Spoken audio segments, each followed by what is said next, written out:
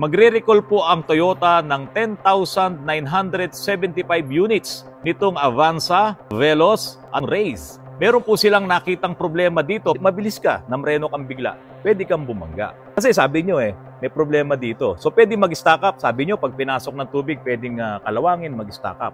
Yun ang delikado.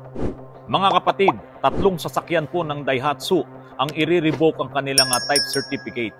Ito po ang sinabi ng Japanese Transportation Ministry na aalisin nga po yung kanilang authority or karapatan na i-mass produce itong 3 sasakyan na ito. Kasama na nga po yung Grand Max. Ito po ay dahil doon sa naging problema nila noong nakaraang taon tungkol dito sa fraudulent safety test po nila sa mga sasakyan na yun nga po yung may lumabas pang whistleblower. So tuloy-tuloy ang naging problema nila dahil sila po ay inimbestigahan nitong Japanese Transportation Ministry. Ang ministry po ay gagawa ng official report tungkol sa mga bagay na ito kung talagang sila ay tatanggalan na ng certification sa January 23 after po ng kanilang hearing tungkol sa mga bagay na ito. Ang type certificate po ay kailangan ng Daihatsu upang ma-mass produce pa nila itong mga sasakyan na kanilang mga ginagawa. Pero dahil nga sa may nakita pong paglabag dito sa kanilang ginagawang mga fraudulent safety test, ay ito nga po, yung 3 sasakyan ay kasama dito sa tatanggalin o babawiin ang kanilang mga type certifications. Ito pong nangyaring pag-revoke ay pang-3 na rin po na ginawa nitong ministry. At ang una nga po dito ay itong Hino at kasama na rin po itong Toyota Industries. Ang pagbawi po ay pagpigil na rin sa Daihatsu upang i-mass produce pa nila itong 3 modelo nga ng sasakyan. Ito na nga po yung Grand Max, yung Toyota Town Ace at ito pong Mazda Bongo na ibinebenta naman ng Mazda.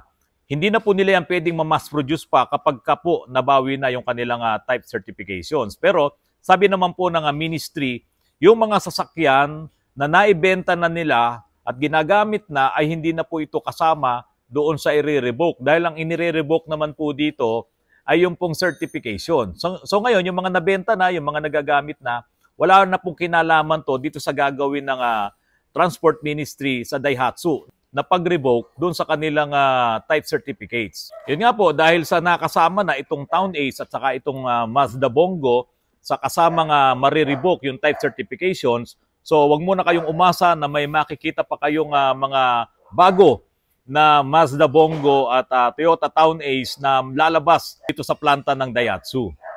Mga kapatid, matatandaan po noong nakaraang taon ay nagkaroon ng site inspection itong Japanese Transportation Ministry dito sa main office ng Daihatsu dyan sa Japan.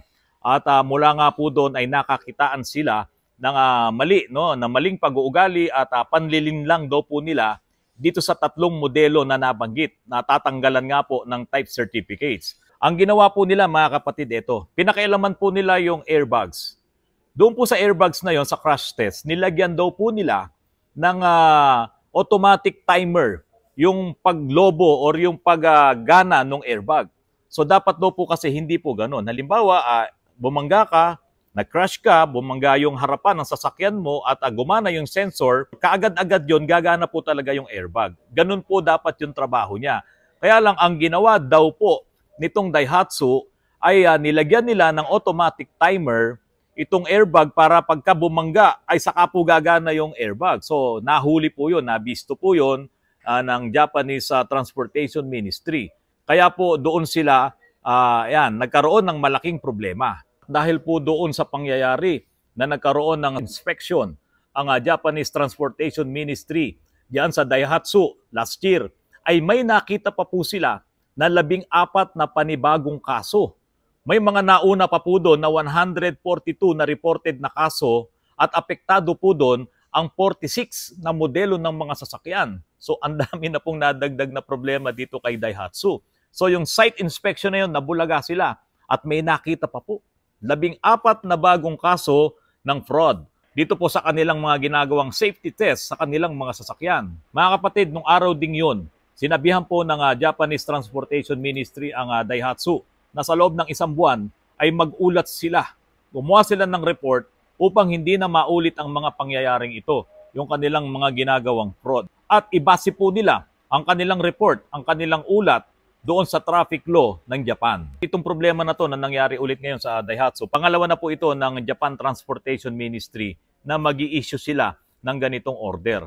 Kaya nga po mga kapatid, sinabihan din po nila itong si Daihatsu na kung kinakailangan na mag-issue ng recall dito sa lahat ng mga sasakyan na apektado nitong pag-revoke ng kanilang type certificates at ay gawin na po nila ito. Lalong-lalo na po doon sa mga mini, no, yung mga maliliit na sasakyan na kanilang ginagawa tulad nitong Pixis Joy. Ito yung mga maliliit na kotse na ginagawa ng Daihatsu na isinusupply naman nila dito sa Toyota. Sinabi naman po ng presidente ng Daihatsu na si Soichiro Okudaira na sila po ay seryoso na tutugon at gagawin po nila ang lahat ng paraan upang maisaayos ang lahat ng mga problema na nai-encounter ngayon nitong si Daihatsu. Mula pa nitong nakaraang taon ay suspendido na ang shipments ng mga sasakyan na ginagawa ng Daihatsu. So wala nang lalabas ni isang sasakyan na ginagawa nila mula sa kanilang mga planta. Kinukonsidera naman po ng presidente ng Toyota na si Mr. Koji Sato na talaga pong drastic o marahas ang kanilang gagawing pagpapalit ng panibagong management team dito sa Daihatsu. Kasi mga kapatid, ang Daihatsu po kasi ay pag-aari po talaga yan ng Toyota. Nakuha nila yan noong 2016. So ngayon, binabatbat ng napakaraming problema si Daihatsu. Ang talagang unang nagiging shock absorber ng problema na to ay si Toyota. Wala po tayong problema ka Toyota eh. Sa matagal na panahon, talaga pong number one, leading siya pagdating dito sa car manufacturing industries. Talagang leading ang Toyota. Pero ngayon, medyo naiiwan na po sila, nasasamahan pa nitong mga problema na dulot naman ng Daihatsu. Ngayon, ito mga kapatid, dito sa Pilipinas, meron po tayong good news at meron din namang bad news pagdating po dito sa Toyota. Magre-recall po ang Toyota ng 10,975 units nitong Avanza, nitong Veloz at nitong Raze.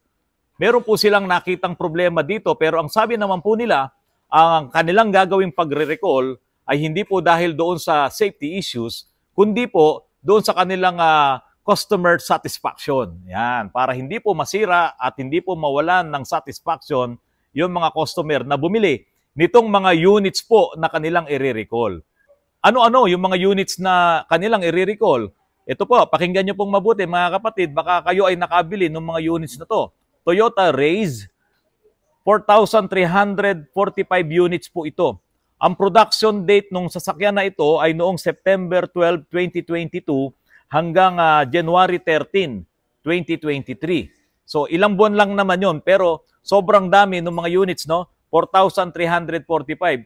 Kung ito pong sasakyan nyo ay kasama doon sa production date na sinabi ko po kanina, dali nyo po kagad sa kasa yung sasakyan nyo na yan para po magawa yung mga necessary repair doon po sa recall nga po na yan. At mamaya po sasabihin ko po sa inyo kung bakit po yan ni-recall. So meron din pong Toyota Veloz. At ang production date ng sasakyan na to ay September 12, 2022 hanggang December 13, 2022. At meron din po sa Toyota Avanza na 3,119 units. Ang production date po ay September 12, 2022 hanggang December 11, 2022.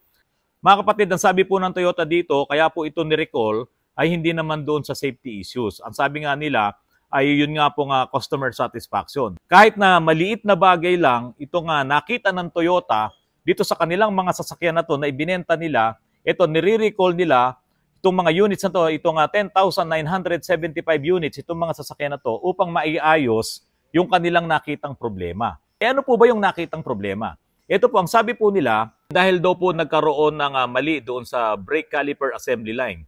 Yung tools na ginamit nila ay sumagabal doon sa slide pin. No? Tapos may rubber boots yun eh. So sumagabal yung tools na ginamit nila at nagkaroon ng damage doon sa boots, sa rubber boots, nung slider. Slide pin, parang ito yun, no? Yung slider. Tapos may rubber boots yan ito. Oh. Ayan. Pero ito po, Mitsubishi Adventure to.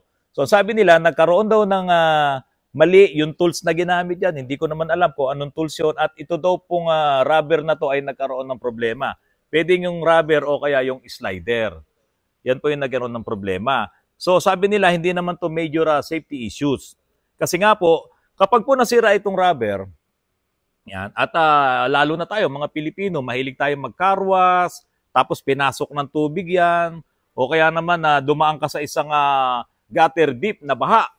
Eh, siyempre, maliliit naman yung mga kotse na yan, si Avanza, si Veloz, si Race, at napasok ng tubig to. Kalaunan po kasi, ito po ay kakalawangin kung pinapasok ng tubig yan. Kaya mapapansin nyo ito, may grasa pa yan. No?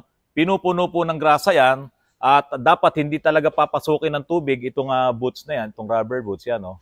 Kasi pag pinasok po ito ng tubig, mag-i-stack up yan.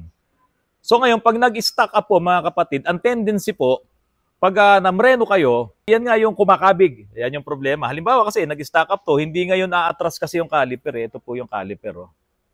Ayan. Yan yung caliper.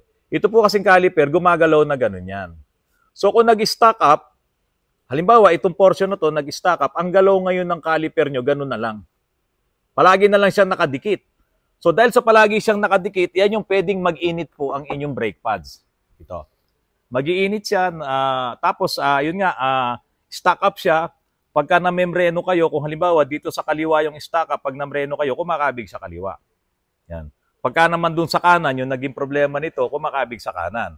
At ang isang hindi maganda dun, yung pudpud ng inyong lining, hindi po siya nagpapantay, tumatagilid na ganun. Kaya nga po sabi ng Toyota, kalaunan daw, kapag iyan ay hindi maayos, yung wear and tear po ng inyong mga brake pads ay mabilis. At yun nga po, delikado rin po yun ito. So ang sabi ng Toyota, hindi naman to safety issues. Pero para sa akin po, hindi man po ito safety issues. Kung halimbawa po, ito ay nag-stack up, no? Tapos pag preno nyo, mabilis kayo, kumabig bigla, babangga kayo. Kung nasa bundok kayo, mahulog kayo sa bundok. Kung dito sa kaliwa yung kabig at may kasalubong kayo rito, bigla kayo namreno, biglang may nagkaroon ng problema dito sa kanan nyo, namreno kayo, gaganon yun, babangga kayo dito sa kaharap nyo. Kung mabilis kayo. Pero siyempre, kabisado mo naman ang kotse mo. Kung alam mong kumakabig, di po ba, hindi mo gagawing magmabilis ka. Kaya lang, ay aksidente, nangyayari po talaga nang hindi mo inaasahan. Paano nga kung may nanghiram sa'yo ng kotse mo? Or yun nga, mabilis ka, namreno kang bigla, pwede kang bumangga. Kaya nga po kasi, ito yung po yun.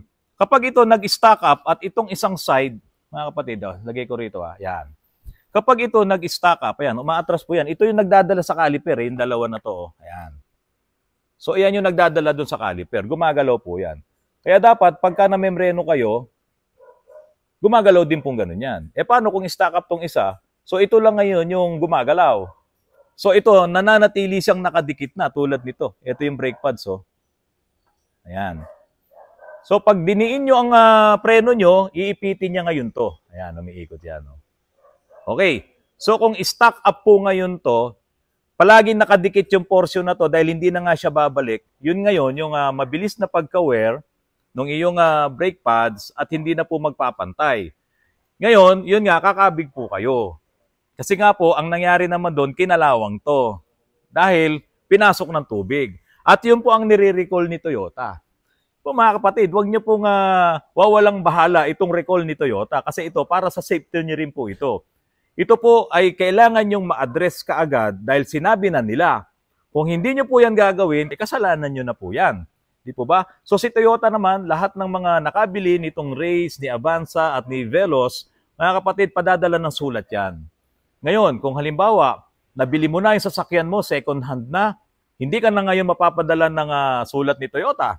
Diba? Okay lang sana kung yung nabilan mo ipapadala sa'yo. So ngayon, dahil hindi naman po napapaso ang recall, kahit na hindi ikaw yung original na bumili niyan, hindi ikaw yung talagang unang bumili, at ngayon ay nasa iyo na yan, pupunta ka ngayon sa Toyota at ipapaayos mo po ito. Sabi po nila, aayusin nila, papalitan nila itong boots or yung slider, papalitan nila yan, wala po kayong babayaran. At kung kinakailangan daw po, napalitan nila ito, yung mismong bracket niyan, no? Papalitan din nila kung halimbawa na damage na rin to. Yan yung pinapasukan nito. Ayan. So mga kapatid, huwag niyo po ipagwalang bahala itong recall ng Toyota. Ito po yung sinasabi nating good news doon. Ang bad news doon, nagkaroon ng problema to. Sinabi naman ng Toyota na may problema rito, doon pa lang sa kanilang assembly line. So yun yung bad news. Hindi ganun katinding bad news. Ang good news, itong si Toyota, ni-recall nila para sa safety mo. Kaya wag mong ipagwawalang bahala yun. So, dapat magawa nyo kagad na madala nyo ang inyong mga sasakyan dito sa Toyota Casa. Sa lahat ng Toyota dito sa Pilipinas. Pero dapat, pasok kayo dun sa recall. Baka mamaya naman noong 2020 pa yung Avanza nyo, hindi na po pasok yun. Ang nire-recall po nila yung 2022 model, September 12, 2022 sa Avanza hanggang December 11, 2022. Sa Veloz naman, September 12, 2022 hanggang December 13, 2022. At doon naman po sa Toyota Race, 4,345 units. Noong September 12, 2022 hanggang, ito medyo mahaba-haba ito, January 13, 2023. So marami kay Race ang marirecall. So lahat ng nakabili po niyan, pumunta po kayo sa Toyota para sa safety nyo. Dito sa Pilipinas kasi mga kapatid, wala tayo nung National Highway Traffic Safety Administration. So doon sana sa National Highway Traffic Safety Administration, nakikita nila yan, lahat ng mga nire-recall na yan. No? Marami pang mga car dealers dito, car manufacturers, na ewan ko, kung ginagawa po talaga nila religiously, tinitignan nila yung kanilang mga sasakyan tulad nitong ginawa ni Toyota para ma-recall.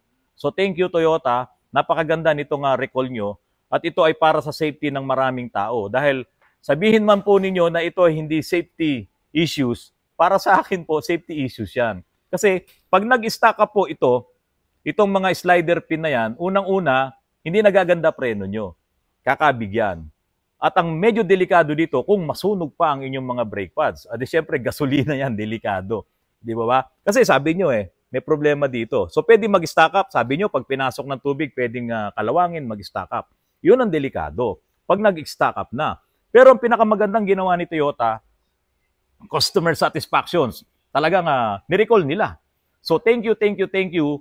Marami pong makikinabang dito sa ginawa nyo. At dito naman sa vlog ko, na ipaliwanag ko po sa inyo, kahit na sa maiksing panahon, kung gaano ka-importante kapag ito ay mag-stack up. No? Delikado din po yan. Hindi siya pwedeng pagwalang bahala nitong mga may-ari, nitong mga na-recall na Toyota units. So mga kapatid, maraming salamat po sa inyo. At itong mga ginagawa ko pong vlogs para po sa kapakanan din po natin lahat para makaiwas po tayo sa mga disgrasya at sa mga aksidente. Magandang gabi po sa inyong lahat.